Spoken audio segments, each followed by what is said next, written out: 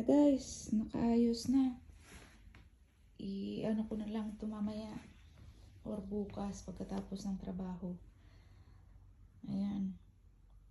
Sobrang bigat.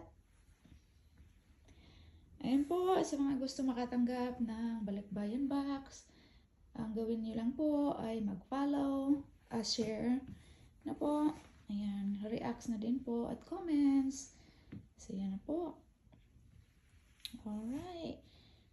Good luck po sa mabibigyan ulit nito. Hello po. Magandang gabi sa inyong lahat. So, ayan na po.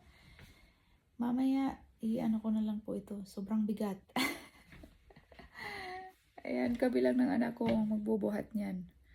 So, ayan guys. Huwag magpapahuli ha. Lagi po kayong mag-share ng ating video.